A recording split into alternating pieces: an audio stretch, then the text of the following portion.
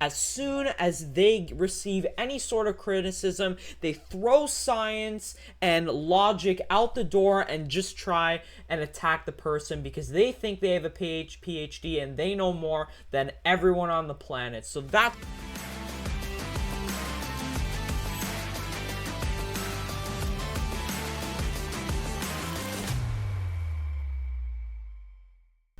what is up, guys, and welcome back to the channel. In today's video, we are going to be reacting to more of Solomon Nelson's video that he just posted, his response to Mike Israetel.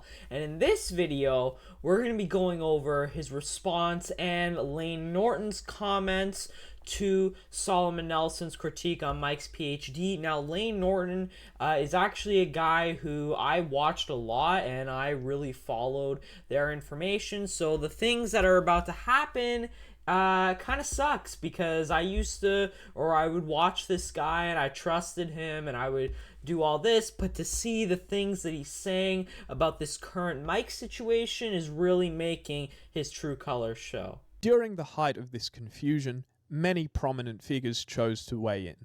It was in this context, in the comment section of Milo Wolf's video, Solomon Nelson, Worst of the Fitness Industry, that Dr. Layne Norton, PhD, offered his perspective. The comment, captured via screenshot by my friend Matt Randall before it was apparently deleted, reads as follows. Never even heard of this dude. Love these punks like him and Lyle sitting behind computers talking shit, despite never having tried to publish original research and having zero concept of it. I'm sure I'll be the next hit piece now. That's fine. Lyle already tried to cancel me and failed miserably 10 years ago. While seemingly no longer publicly visible, Layne's comment stands as a testament to an initial reflex, an impulse to close ranks against an outside critic before all the facts of the Israetel situation had come to light. So when you make a comment like that and then you delete it, it's not a great look. And guys, it's 2025. As soon as you make a comment or you say something on the internet, 10 people have screenshotted it. That's there forever. People can find it. So really think about it.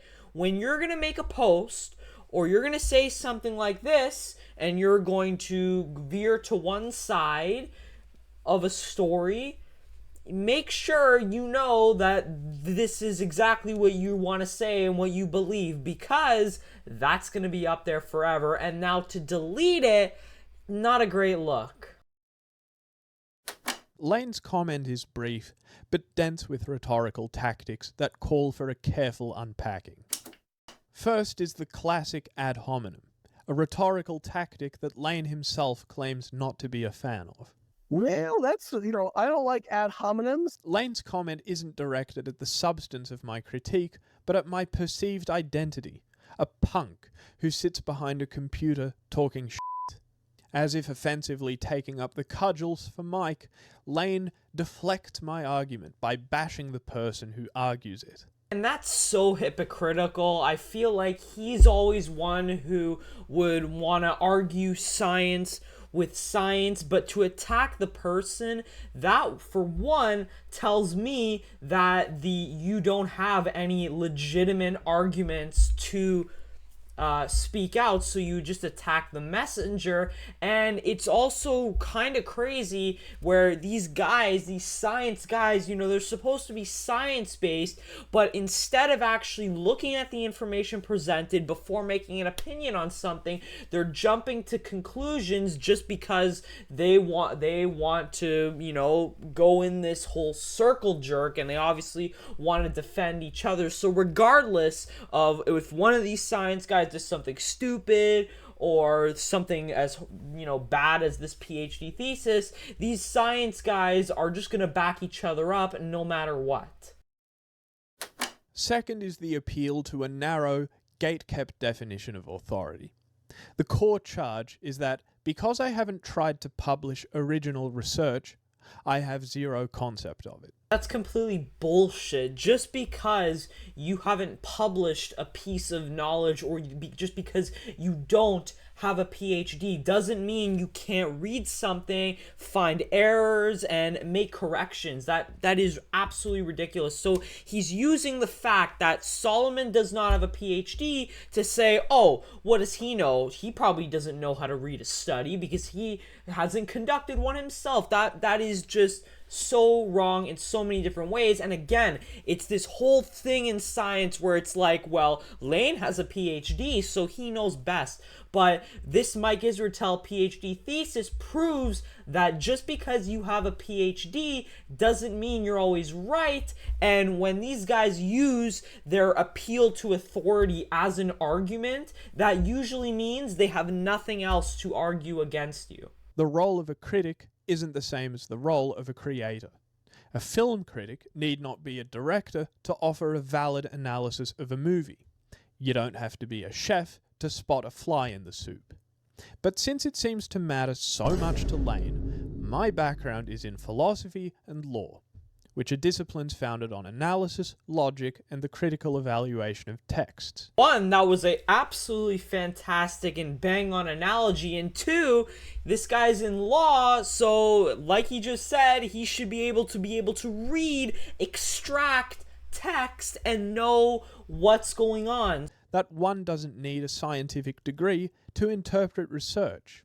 He champions critical thinking as a democratized skill, yet here, he seems to see the lack of a specific credential as an insuperable barrier to contributing critical content. See, if you're on Layne Norton's side, then it doesn't matter if you have credentials, you can do stuff, you don't need to actually be a scientist. But when things turn against him, then, yeah, because you don't have credentials, yeah, you can't do that. Like, it's very, very hypocritical, and what I've noticed is a lot of these science guys now, anyway, from this expose from Solomon, is they only say things and do things as much as it fits their narrative and also to make money. And as soon as someone makes a critique like this, they throw science and logic out the window and just start flashing around their PhDs saying you're wrong, and they go back on pretty much everything they've said about science and thinking like a scientist and doing actual research, extracting data. No, now it's just we're gonna make fun of the messenger, we're gonna bash the person, we're not gonna look at the evidence, and we're just gonna side with the circle jerk. Circle jerk? Circle jerk. Third is Layne's preemptive framing of a negative response as a hit piece. This is a classic poisoning tactic, seeking to invalidate a counter-argument before it's even been made. But this label is a fiction, and my critique of Mike Israetel's doctoral thesis is the proof.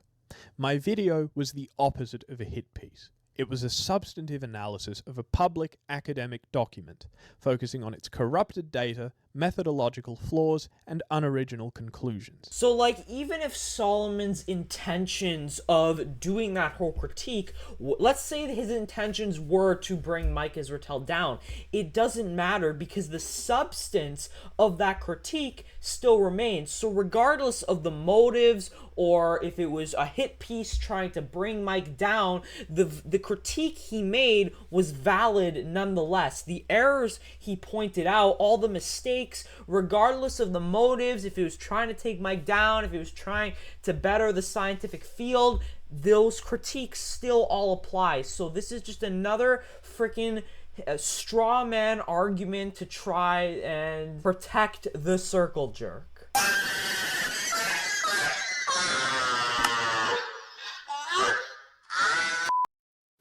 Finally, Layne conflates criticism with cancellation. To frame a past disagreement with Lyle as a cancellation attempt is to misrepresent the intellectual debate that took place. Criticism isn't an attack on your right to exist. It's an evaluative engagement with your ideas. Yeah, and I think it's so wrong that these science guys, they feel like they can't get criticized because they have this so-called PhD, so they can't receive any criticism. And that's just so wrong in so many different ways. When you are a scientist, I'm no scientist, but I know that when you are a scientist and you're trying to conduct a study, you're trying to prove yourself wrong.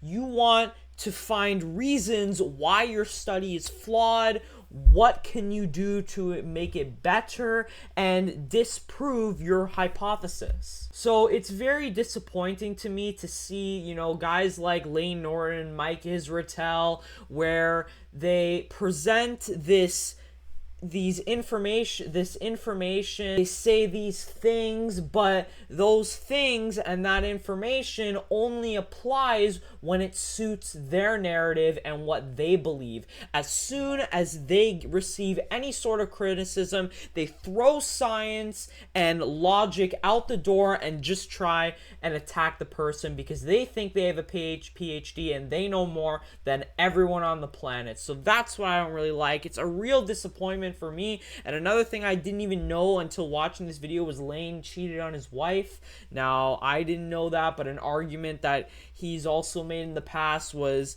that Lyle McDonald made his wife cry, and then Lyle responded by saying, what made your wife cry more, you cheating on her or me? So I don't really want to get into that, but I just think it's wrong that these guys are flashing around their credentials, and as soon as they receive any bit of criticism, they pull up the fact that they have a PhD and use it as a shield for any sort of criticism, which is bullshit. So a big shame, because I would watch this guy. I really liked his stuff, but I mean, now this whole thing is making all the true colors show. So that's the video, guys. Let me know what you think in the comments down below, and I will see you in the next one.